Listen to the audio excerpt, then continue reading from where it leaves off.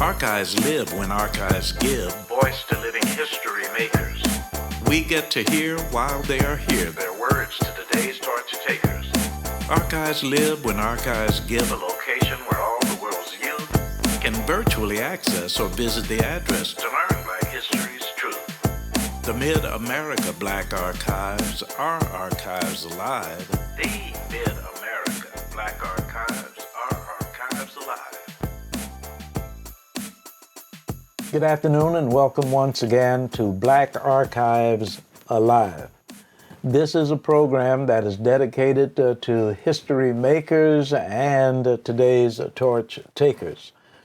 Black Archives Alive has been very kind to allow this production, and so we always start the program by saying thank you to Makita Peterson, daughter of Horace Peterson III, founder of Black Archives, and thank you to Dr. Karma, whom you know, Dr. Carmeletta Williams, for allowing this program to be a part of a series being featured at the Black Archives of Mid-America. We also say thank you to our producer, Luther Wilson, whose studios are broadcasting, podcasting, webcasting, casting this program. And we are blessed this afternoon to have some very, very special guests whose stories, plural, will add a great deal of credibility to what it is that we are attempting to do. My name is Carl Boyd for Black Archives Alive. We are with Jeanette Bush and Musadeen Harrell, and I will ask that each of you introduce yourselves within the context of this telecast and what you're up to. Who would like to start? Okay. I'll go first. My name is Musadeen Harrell. I am a registered nurse, also with a master's in business administration. I am a business owner, been a business owner for 22 years and going strong. I am the owner and president of Courageous Home Care. We are located in Lee Summit, Missouri. Also part ownership of My Blessed Homes in Midtown, Kansas City, Brookside. Going strong. Thank you. And I'm Jeanette Bush. I am working alongside Musadeen Harrell at Courageous Home Care, operations manager there, and also we're in the process of opening a school, and I know we're going to talk a little bit about that. So you're kind of looking at a couple of founders here, and and just excited. I'm an educator, special educator for 30 years, working with kids with special needs in both Missouri and Kansas. So really excited about the possibilities and the things that we're doing at Courageous. We just recently opened an adult day program for 18-year-olds through the lifespan. So we're excited about that. And I think the school is just going to add credence to the work that we're currently doing in the Lee Summit area. But we're hopeful that the school will open up the possibilities of being able to work throughout the greater Kansas City area.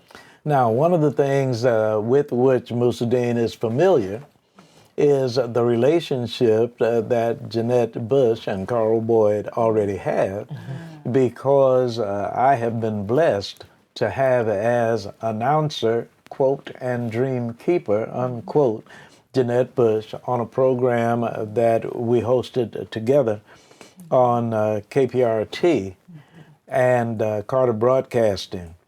And needless to say, time is amazing how rapidly it grows. We can talk about how small the children were and all of those kinds of things.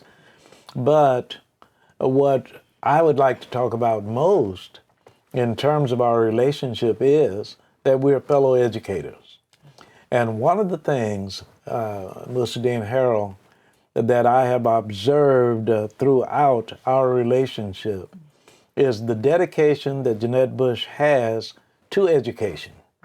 And I'm talking about not only from an academic standpoint, but also from a social development geographical standpoint that helps us understand the difference between just schooling and educating.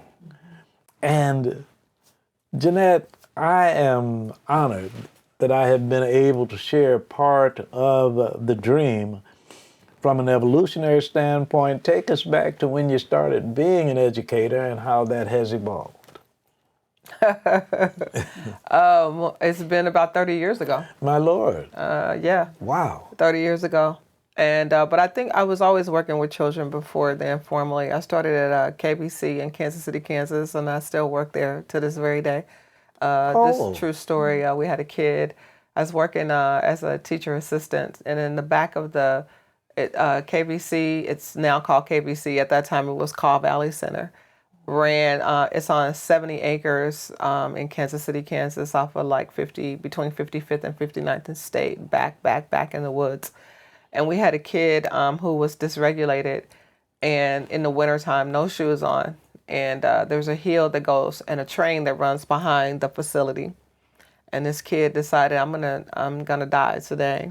My Lord. Bolted out the door and ran towards the train. We could hear the train in the woods, and there's like an incline there's a hill that goes down the down the embankment. And I'm working. This is December. I'm not too long on the job. I'm in my 20s, young. I was a reporter in my previous life, so now I'm now. This kid bolts out the door, and it's 3 or 4 staff running after this child that wants to die. And when the child hits the hill, he fell. He was about 9 or 10. He fell. And then we're running behind him. We hit the hill. We all falling. It looked like something in a movie. So we're rolling down this hill trying to get this child from going across these tracks to possibly get run over by the train.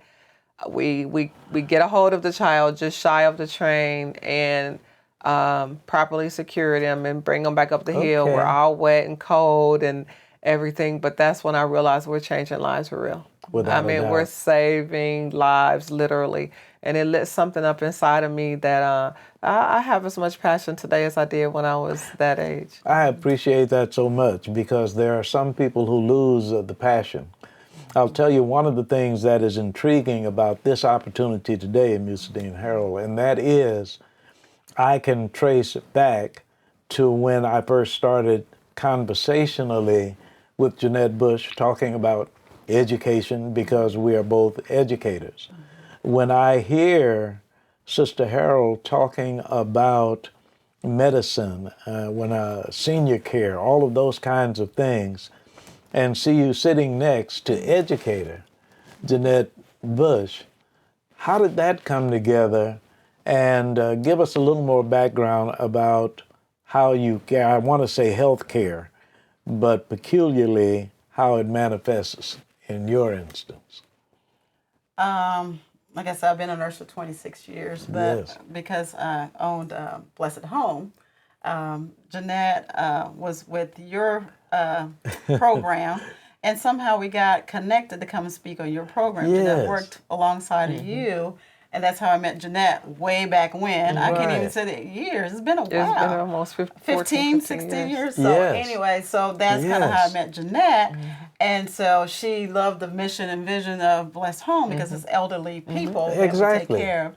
And so it's a small environment. So she brought her kids over from the school setting to partner with the residents. So they were grandparents to the resident. And so the residents were grandparents to the kids. And so they came, they played games, they painted the ladies' nails and just kind of hung out with dominoes. Listen to war stories from the guys who served in the military. Ooh, outstanding. Yes, indeed. So those kids, you can see they just lit up because they have older people talking to them, you know. So it was a good partnership with the individuals coming over. And then ever since then, Jeanette joined the board, and she's been a board president since then, you know, because we're small, you know, connected. So, and then eventually I asked Jeanette to come on board with me at Courageous. So it's been a 360-degree turnaround, you know, and so it's been a blessing. This is fantastic to me, and I'll tell you why, and Jeanette can attest to this. we can honestly say that we have met some wonderful people who have come on the broadcast and talked about things that they are doing. On the other hand, we can also attest to the fact that many who had dreams stopped in the middle of them and changed course. What is absolutely fascinating to me is that the two of you started something, had the audacity to dream, but you must have come across obstacles, turns, different ways that you needed to do. Are there things that you might share that would be helpful to some of us other dreamers? How did you guys stick to it, and who did you work with, resources, all of that? If it's not for the grace of God, we won't be Praise still God. going. Okay. Yes, yes. We've had obstacles, of course, you know, Yes. because the programs we deal with, of course, is government agents Yes. governing.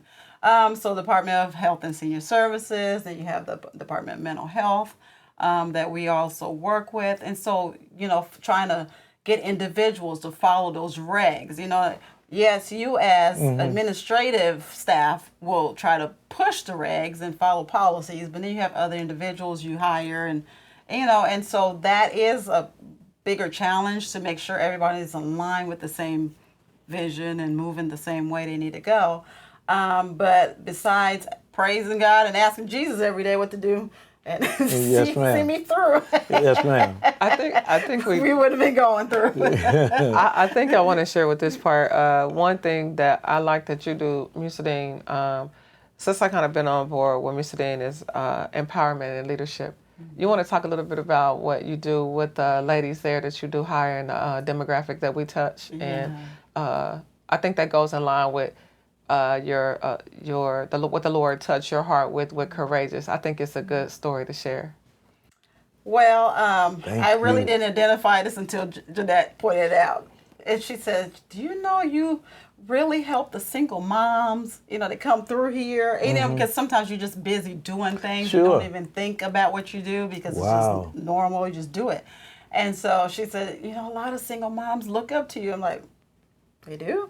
And so they, and then so a lot of them, they do come from, you know, jump start. Right. And I've tried to, you know, see anyone that's potentially available or willing to learn leadership.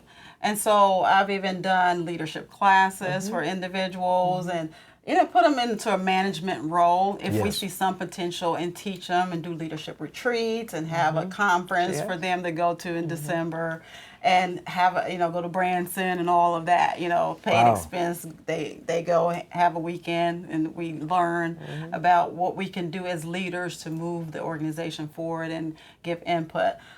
So we've had a group of people, we advanced, I would Yeah. say, and always looking for advancement for others, you know. Exactly. Again, if they have the drive, never been a leader probably, but if they have a drive to learn and to lead people, because not everyone is good leadership, you know. Right.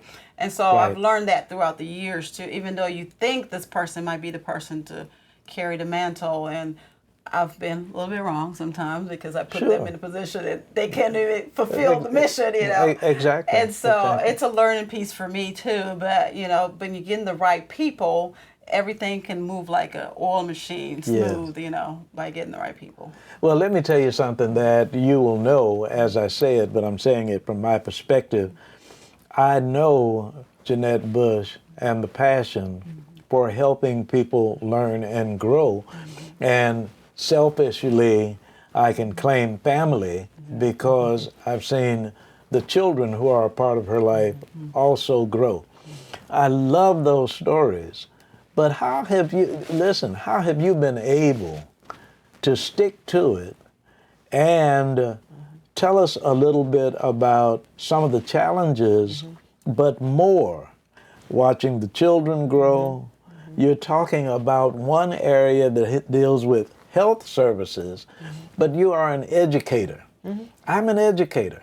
I never thought about pulling together health services and education. But Jeanette Bush is a person who just doesn't stop. Put it in your own perspective because you'll do a much better job than I. They go together. And Okay. then, Okay. just so to give perspective, I have an identical twin sister who has That's right. cerebral palsy. Yes, And that's right. we were like a pound at birth or something like that, weren't expected to Wow. live. And I always felt inside of me that my dad told the story that we could be held in the nurse's hand. We got our names because my mom or dad didn't name us. The nurse at KU where we were born named us. Okay. Gave us our name. A lady, French lady, named us after her twins, Annette and Jeanette. That's how I have the spelling that I do. Yes. She made it her mission to it was a nurse and took care of us for 4 months. And I felt like, okay, Lord, at birth we didn't die, so you have a mission. You have something for my sister and I to do. Praise I never wanted God. to be separated from my sister ever. Right. I was not the person that wanted to like leave her, and Thank because you. she had cerebral palsy. I never wanted to have a family away from her or anything. She was always a part of me. Yeah. And so, fast forward a little bit after matriculating through. I always saw us differently. In Kansas City, at the time, it was R.J. Delano that took care of disabled children. It was a That's right. specialized school. That's Used to right. be across from Central High School in Kansas City. The school eventually closed, and my sister, we graduated from Westport High School, that's no longer in existence now. But she, in the 9th grade, decided she wanted to attend school with her peers. Didn't want to be in a specialized school. Okay. And this was after dealing with a number of issues, like when we were little, she fell off of monkey bars and split her head open, had to have stitches, no. just various things, or people like taking advantage of her, not being very kind to her, bullying, things like that. But she made a decision at 9th grade, I want to be like everybody else. And so my mom and my dad at that time encouraged her to go ahead and go to school and do what everybody else did. But I Okay. saw our lives kind of split apart when I went to college.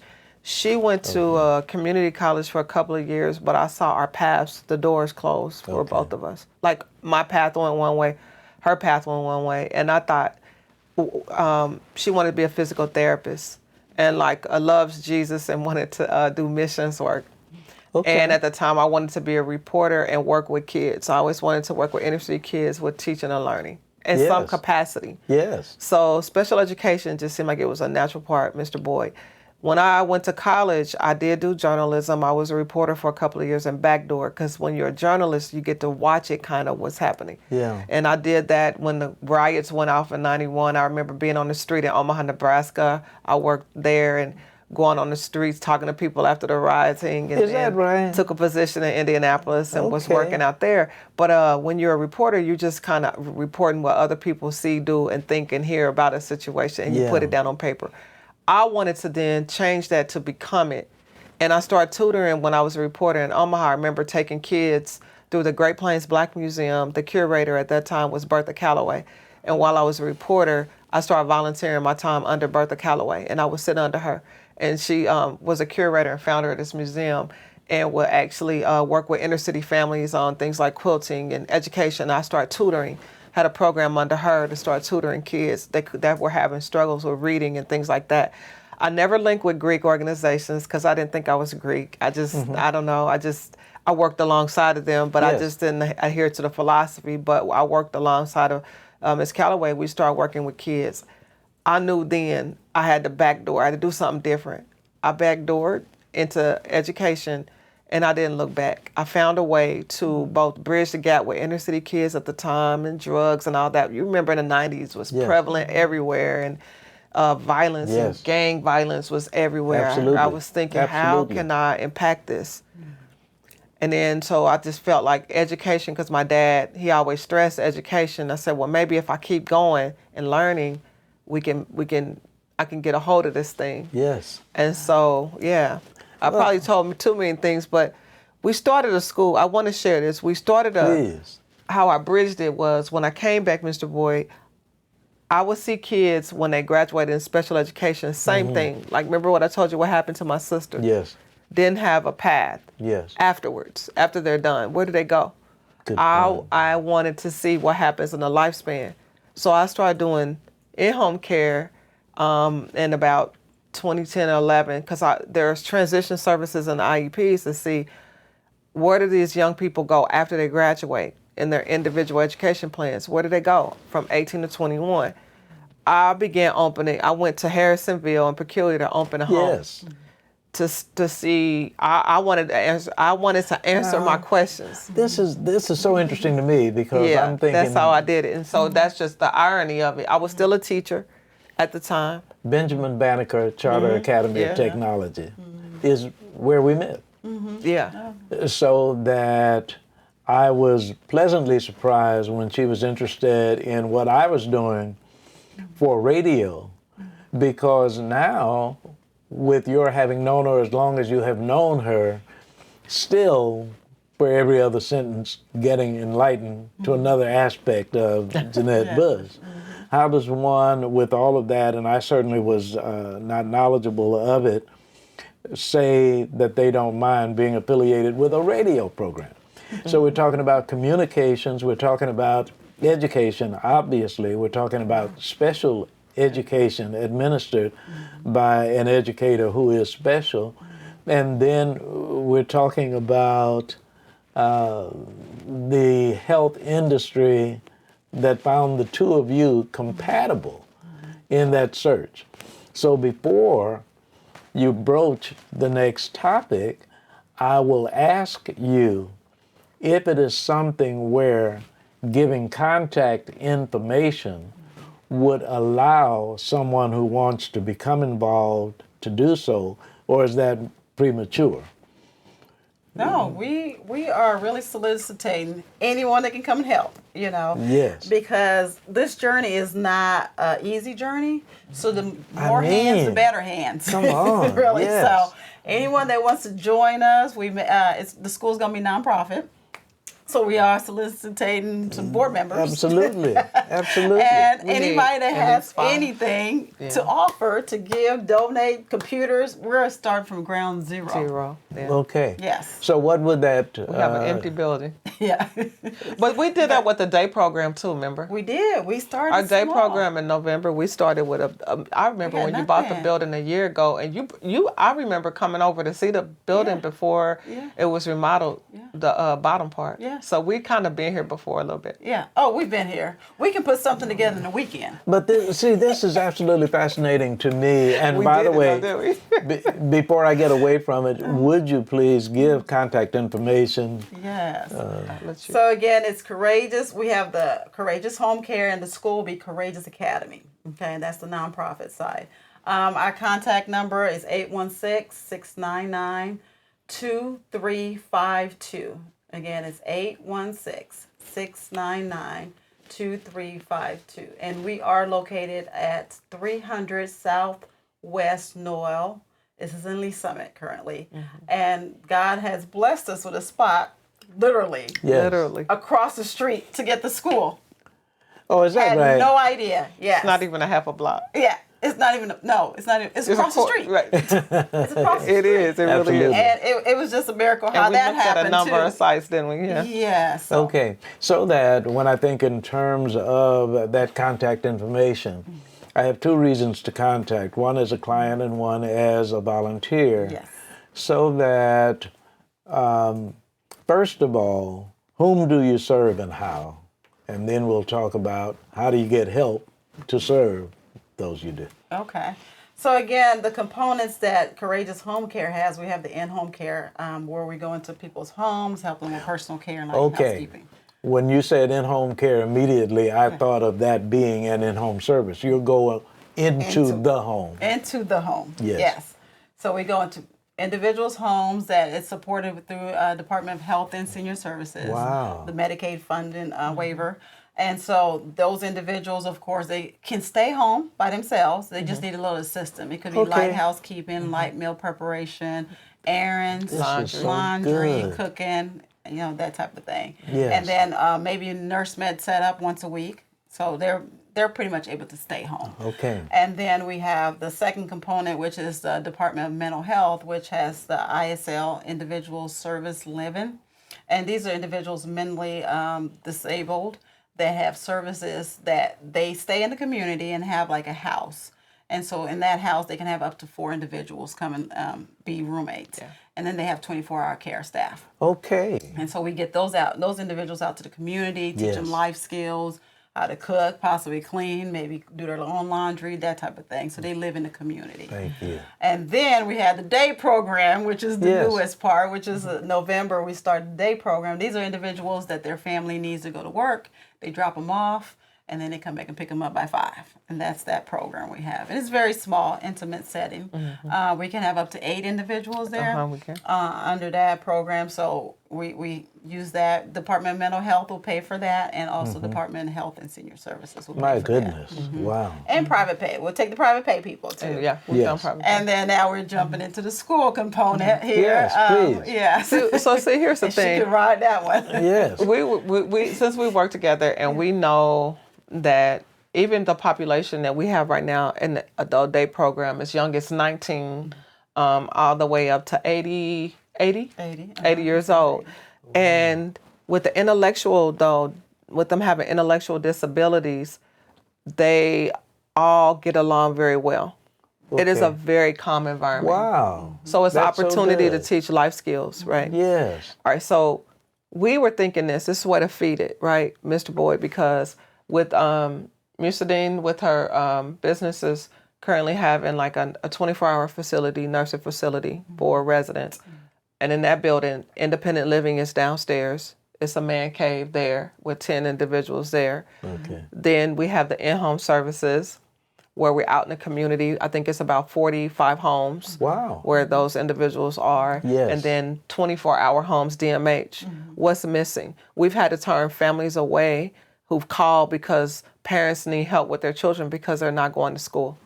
And that has happened. So Sure. they have children at home with autism, Okay. learning disabilities, Okay. or they might have, Down syndrome or behavioral and emotional, and they're not being serviced by their local school district. Right. Because as you and I know, you can homebound them, and you won't get those services, and that parent's left with that child, and can't work because they have to provide for them.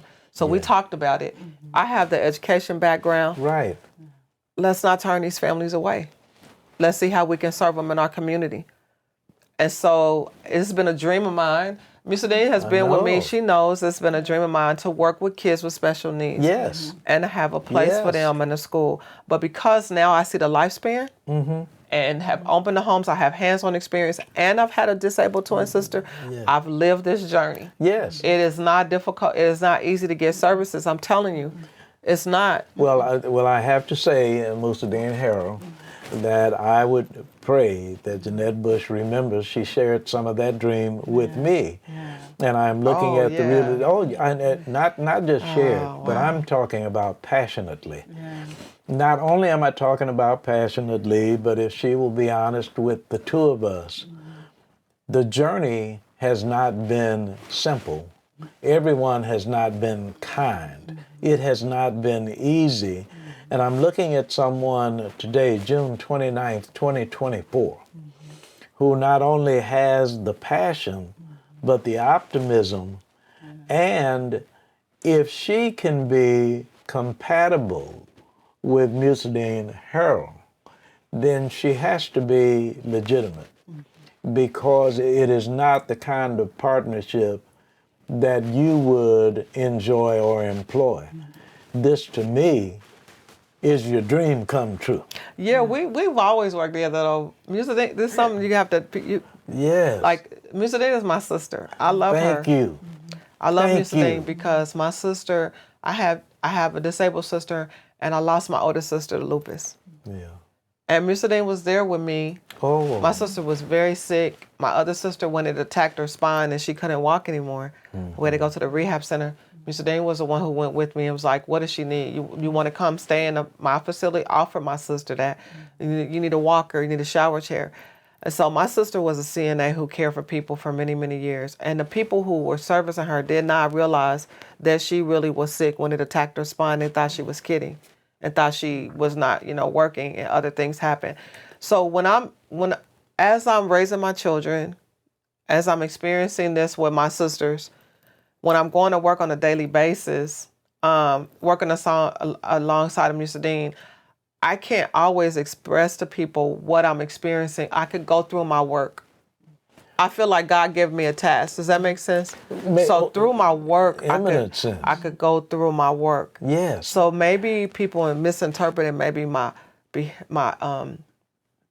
passion for something other than passion, or like trying to be something other than that. But Mr. Boyd, the truth is, I was just trying to get through it.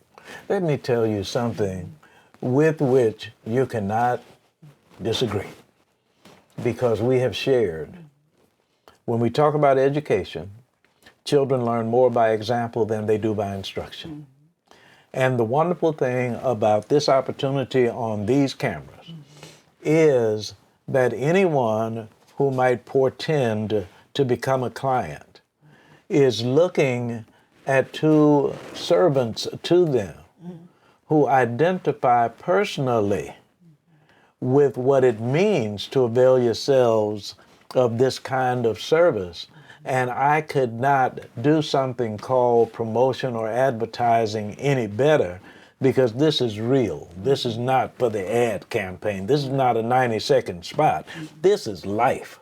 This was right. This was my real journey. Yes. When I met Mr. Dean, my kids, we had one young man who got kicked out of a program for kids with autism, and he had the same name of one of your residents. Wow. Same name as her grandson.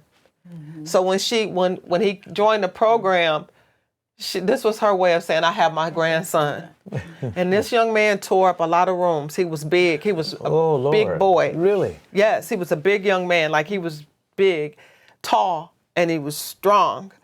But when he got with her, he melted. Grandma. Ooh. He lay his head down Come on on. her. See that? This is real. And I'm going to tell you, in the summer times, I would go and work with Mr. Dean, like, okay, what do you have for me to go do? Because if I could just work out of it, whatever I could do, if it's paperwork, if that's going to help get that person that service, because I've been denied services. Okay. I was in a couple of organizations trying to get my sister housing, and we were denied voucher for independent living because when you go through the Kansas City regional office, most children go in when they're born in Kansas City. You go in at birth, and they follow you through the lifespan. It doesn't even matter what school district you go to. You know, they're followed through the lifespan through KCRO.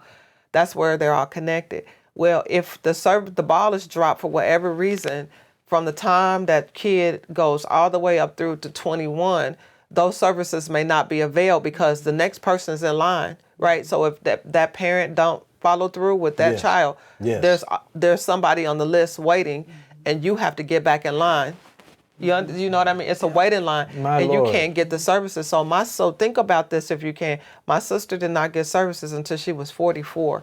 So I had a 10-year, I'm not making this up, 10-year wait for a voucher for independent living services. And that's me going to, and you have to report to probate every year as a guardian, right? Yes. And you can't get services. And it was harder because I'm a relative. So if you are providing housing or food, you're not gonna get as much services, or as if they're disconnected from you, homeless, if you will.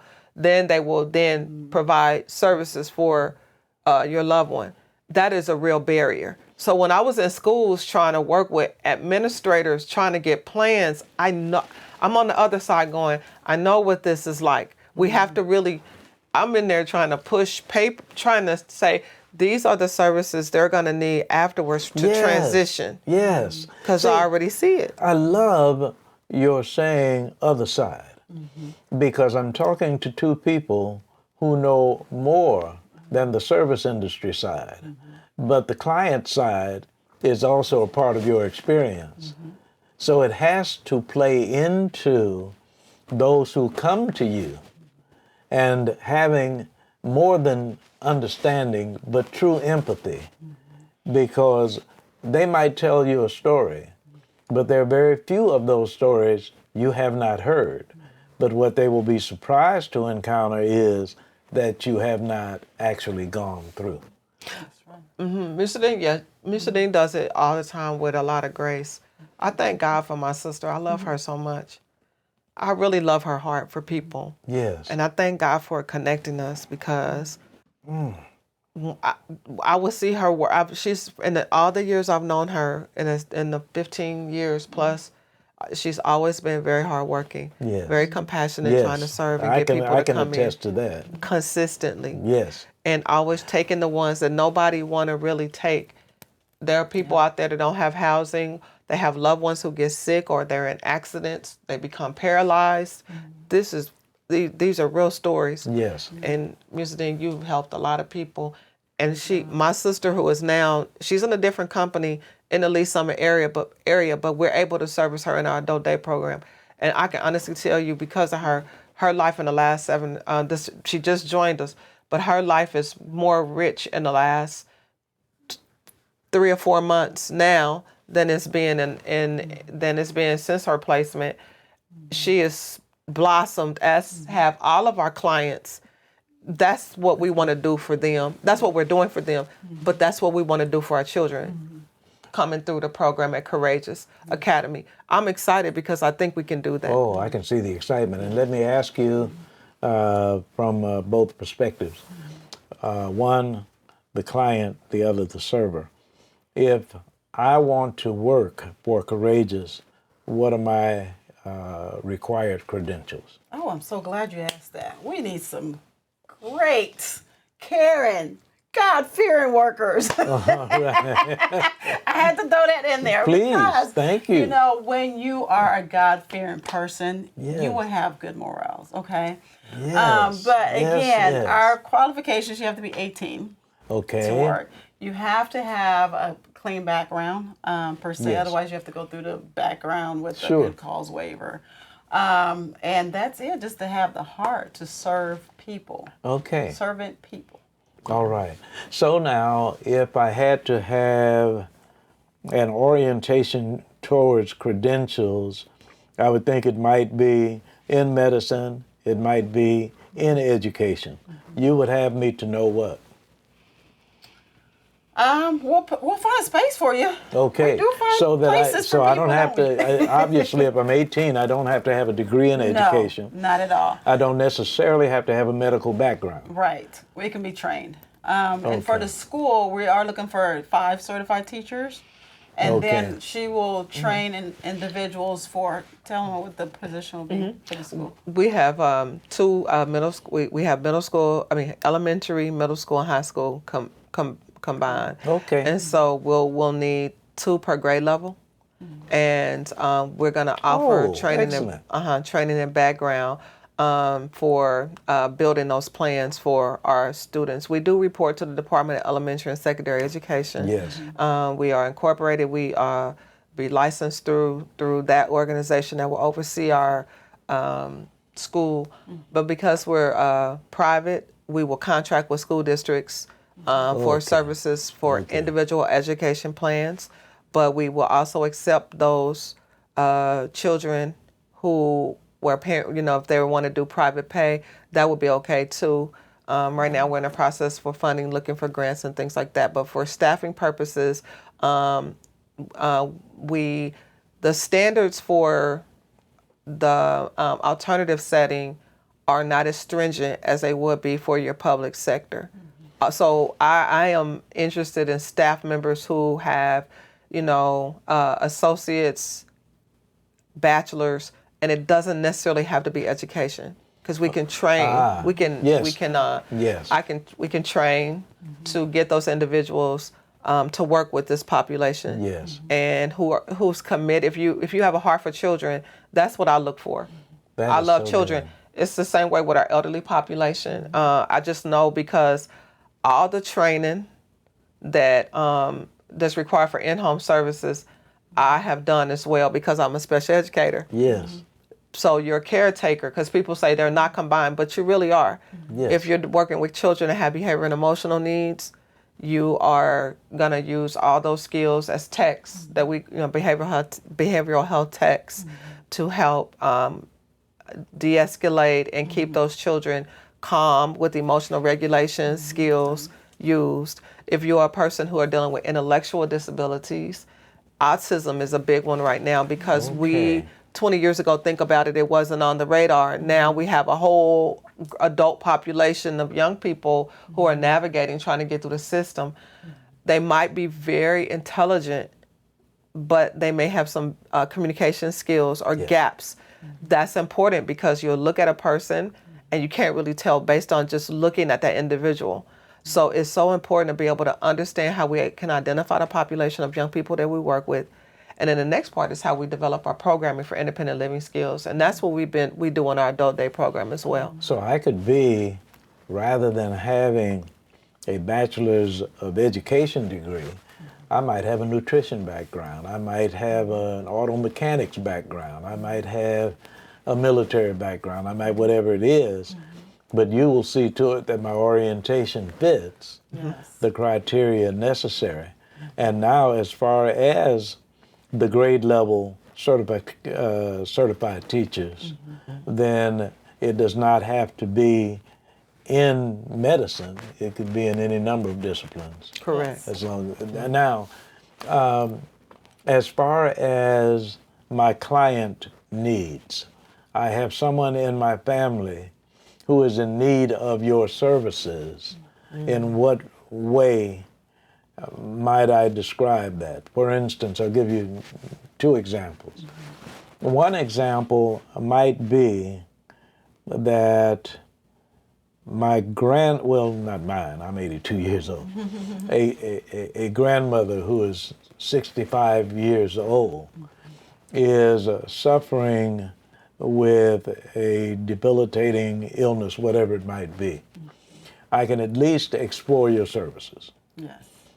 On the other hand, I have a teenage nephew who is just hard to hard to deal with, and no school in the universe wants to have to deal with this child.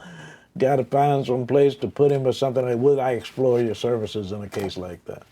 Yes, there's a possibility. So it depends what this child diagnosis. Is this like a child that doesn't want to work, or are they just behavior? Okay.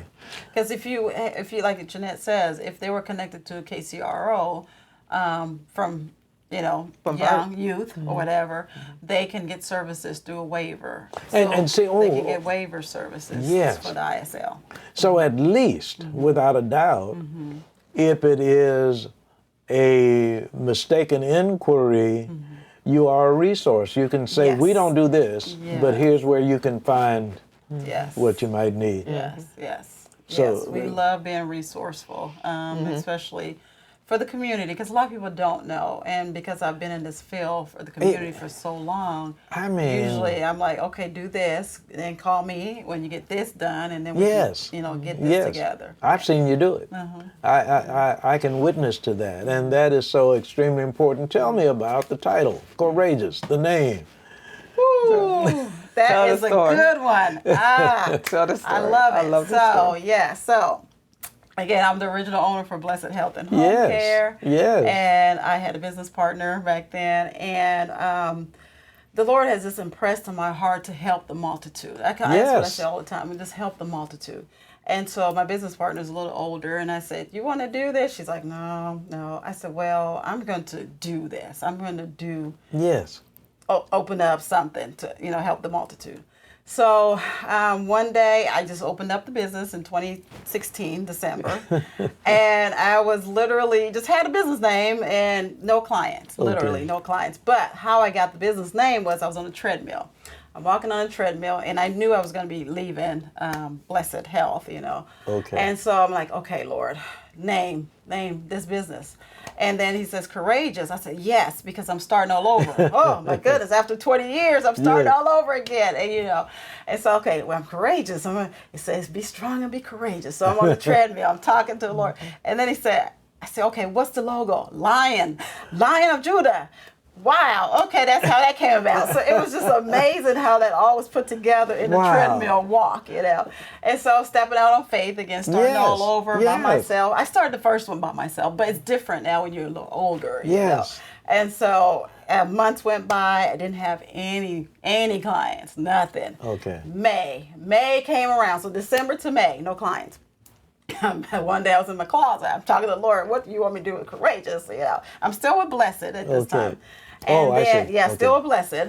And so I said, what do you want me to do with Courageous? Nothing is going on with Courageous. And so that's Wednesday, that same day, later on, I had a phone call come through. And the young lady's like, hey, we're looking for providers. Our company's shutting down. We really looking for providers to move our people over. We have 60 clients and the workers were coming too. I said, you said the workers are coming too? And she said, yes. And she said, okay, meet me on tomorrow, which will be Thursday the next day, and we'll communicate. We're just calling out providers. So I go the next day, I fasted, get there the next day, I think it was 1 o'clock, and she had already met with other providers. And so when I came in, I just told her the game plan. They were closing their business on Monday. So we're on Thursday now. And so I said, this is what we're going to do. We need to have everybody call the clients, get them moved over before Monday. We'll get an orientation set up on Friday, Saturday, get all the employees in. I didn't have a spot, by the way. My house was the spot. My God. My house was the business Come on. location. Yes. And so my friend opened her doors at her business to All let right. me do orientation. So we did orientation Friday and Saturday with all the individuals. So because I had a game plan, and the Lord worked it out. Immediately, it's like, oh, we're going with you. Mind you, they already interviewed other providers. So I absorbed 60 clients and the workers. So we had a weekend of working. Minute. Yes. Over a weekend. Over a weekend. That is This is all remarkable. God. How many days? Yeah, 2 days. Friday and Saturday, we orientated. We were back on the ground on Monday. Let me tell you something. Please, Yeah. go ahead. 3 days. 3 days. Yes. It seems to me, if I recall correctly, that Abraham was looking for a blessing. Yes. It took a minute. As a matter of fact, it took a minute for Abraham and Sarah, didn't it? Yes. It wasn't the next weekend. Yeah. It took a little while that you might have a child. Yeah. But you had to have seriously the patience to continue, not to stop and restart, but to just keep on. One of the things that occurs to me, and you might be able, each of you, as quickly as it might be possible, to think about someone you have met who would capture courageous in your recollection of using your services. Have you had courageous clientele? Is that, Oh, yeah. you see, so that it's meaningful from more than just one direction. Yes. Yes. And you would cause people to indeed become courageous because that name says it all. Yes. That is truly a blessing. So now, let's go from here in terms of your vision, what you would like to see, what it will look like. And let me ask this before we stop. If you ask me to become a school teacher for a public school system, I know that the school year is August until May. Yes. All right, now, can I come to Courageous any time of the year and avail myself of services, or is there a particular fiscal year that I must follow? No, we're terms of the flexible. school? We wanted to start in August. wanna That's be- our goal.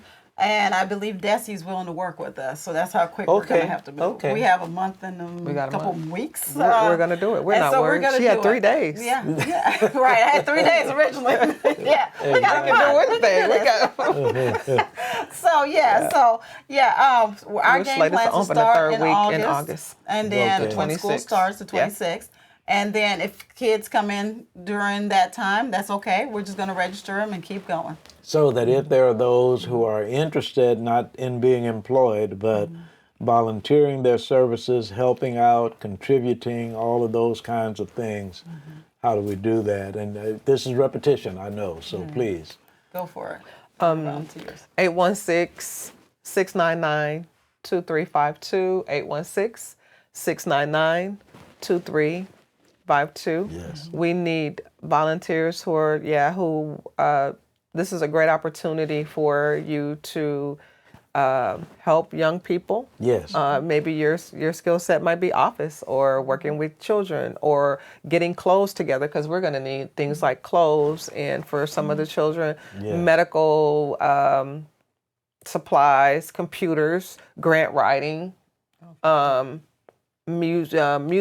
musical equipment. Yes. Because for children with Yes. special needs need a lot of music. The arts are important. Yes. So computers, whiteboards. We're really coming up from the ground up. I'm super optimistic about what we're going to do. We've seen some programs. We've been allowed to tour. I'm so grateful what the schools have been very open with us and sharing resources.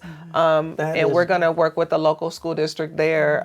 There is an alternative program in our area, so we're excited about the possibility of partnership and how we can serve our local districts in the area where we're located.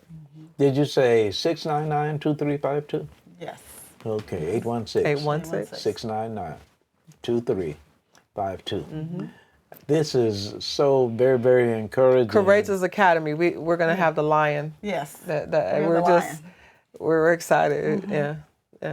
Well, I am very encouraged. I would like for us to follow up, continue to get the word out, become a part of this very interesting and exciting ministry, but in no uncertain terms, this very helpful program that does cover education, that does cover mental health as well as physical health, that does cover residential services and the in-home services that are possible. This is just really, and by the way, this is so often when we get the opportunity to speak with each other, and if someone looks on the camera and they see three black folks, they think that the issue is a black issue.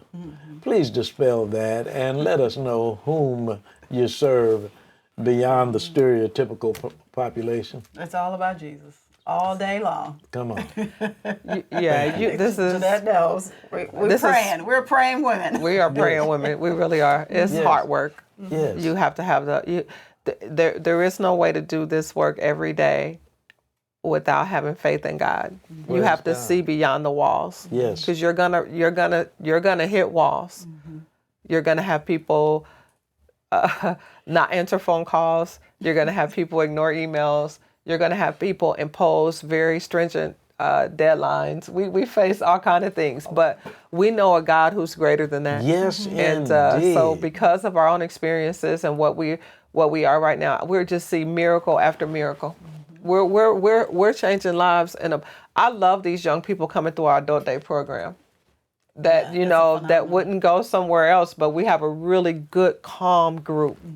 Wouldn't you say? And they're learning. Life skills are.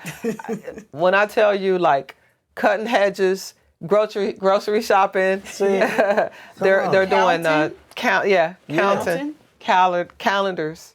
Writing their names? Writing stuff that was not I taught? mean, my goodness gracious.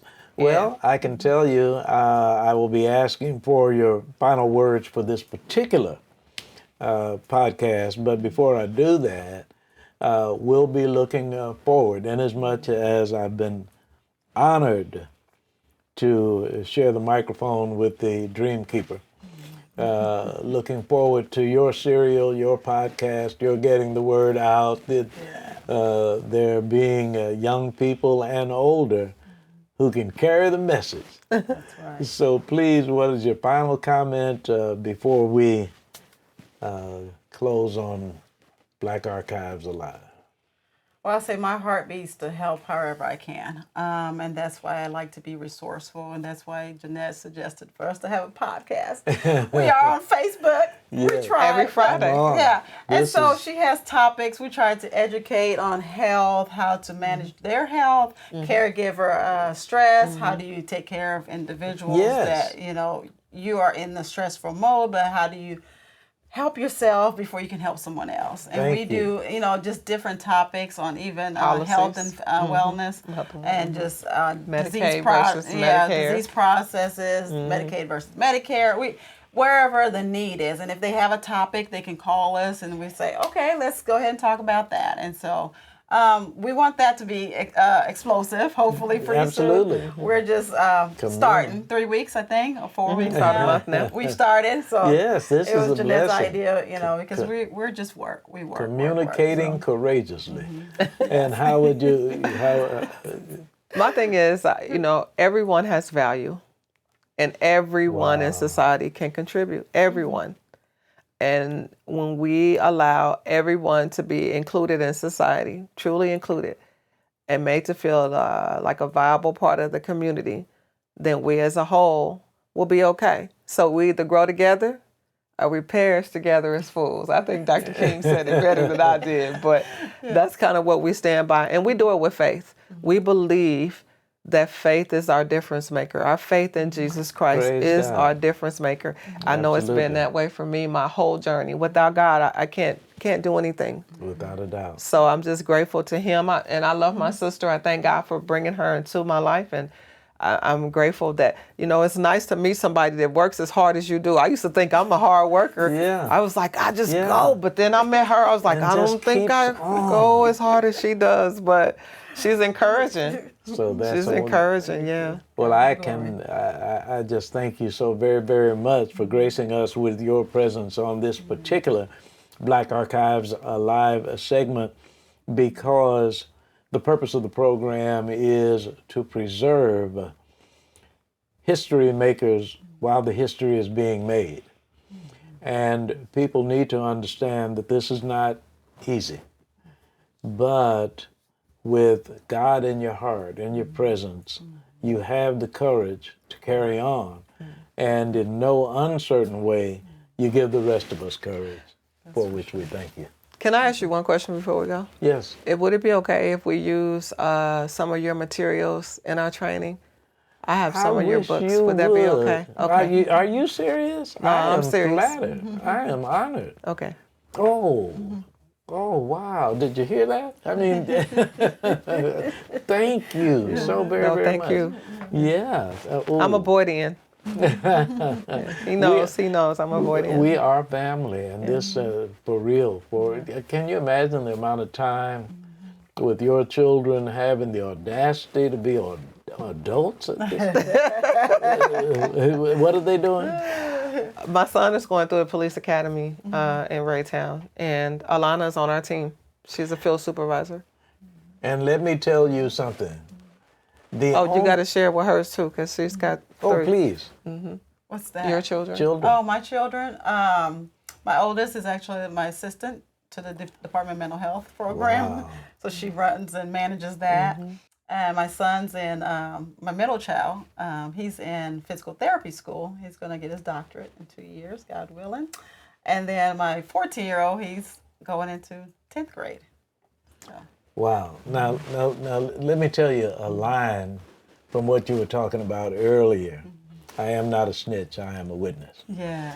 And it starts with, I'm 70 years black, going on 71. So I'm 82, 12 years ago. In 12 years, I have heard one other person do, I am not a snitch, I am a witness. Jeanette Bush, who is that other person? My son. Her son. He got on stage and did it. Yeah, this was in 2013. And we were over at University and Missouri, UMKC. KC. And he is the only, and I mean, start to finish, did not miss a word, did not miss a beat. He did it twice. He did it at UMKC, and he did it over at the Bruce R. Watkins Cultural Heritage it was another gala we had over there. Yes, ma'am. Do you remember that? The only other person that I have, so thank you And he very said he much. was 70 on that part too. You know what that is, right? He did, He that wasn't. is right. I don't even think he was 7. No. So now it has come full circle because I'm sorry, the music producer is sitting behind the camera. Yeah. Mr. Luther Good Wilson. job, Mr. Wilson. So a very, very profound thank you, Mr. Dean Harold, Jeanette Bush. This is Black Archives Alive. My name is Carl Boyd, gracious God and wonderful Wanda. I'm on my way home. Archives live when archives give voice to living history makers. We get to hear while they are here their words to today's torch takers. Archives live when archives give, a location where all the world's youth can virtually access or visit the address to learn Black history's truth. The Mid-America Black Archives are archives alive. The Mid-America Black Archives.